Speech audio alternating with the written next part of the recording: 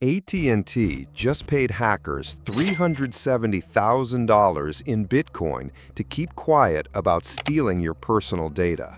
But this isn't just another data breach story.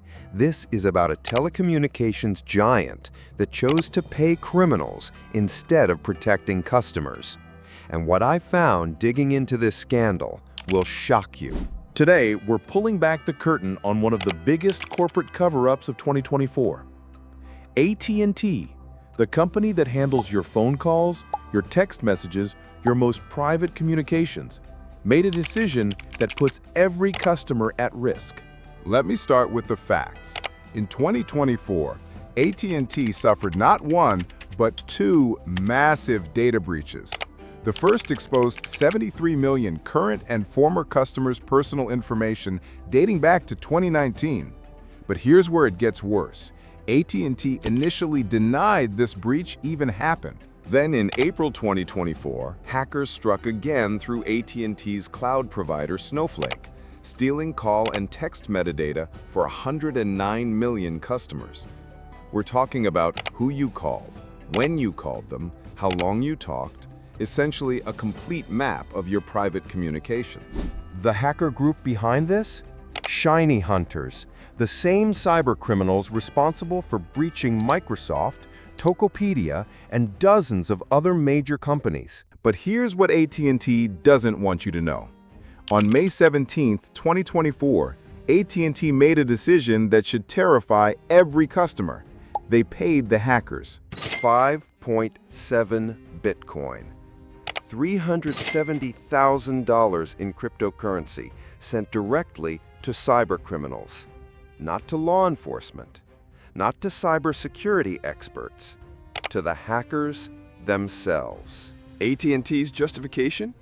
They wanted proof the stolen data would be deleted. Think about that for a second. A Fortune 500 company with billions in revenue chose to negotiate with criminals rather than invest in proper security measures. The payment was facilitated through an unnamed security researcher acting as a go-between. But here's the kicker. The hacker who received this payment identified the mastermind as John Aaron Binns, an American living in Turkey who was already in prison for stealing T-Mobile data in 2021. Let's break down AT&T's response timeline, because this is where the corporate cover-up becomes crystal clear. 2019, initial breach occurs. 2021, AT&T becomes aware. March 2024, data appears on dark web. March 2024, AT&T publicly denies. April 2024, second breach. May 2024, AT&T secretly pays ransom. July 2024, AT&T finally admits. That's a 5-year delay between the initial breach and public disclosure. 5 years where customers had no idea their most sensitive information was compromised. This isn't AT&T's first rodeo with regulatory violations.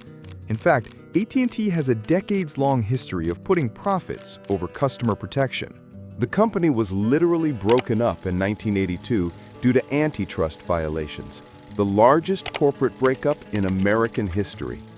They were deemed too powerful, too monopolistic to exist as one entity. Fast forward to recent years, and the FCC fined AT&T $57 million for mishandling customer location data, essentially selling your whereabouts to third parties without proper consent. AT&T's response? They challenged the fine in court, arguing the FCC doesn't have the right to penalize them. See the pattern? Violate customer trust, face minimal consequences, challenge any accountability measures. So what's the real impact here? AT&T agreed to a $177 million settlement to compensate affected customers. Sounds like a lot, right? Wrong. AT&T's annual revenue is over $120 billion. This settlement represents less than 0.15% of their yearly income. For perspective, if you make $50,000 a year, this would be equivalent to a $75 fine.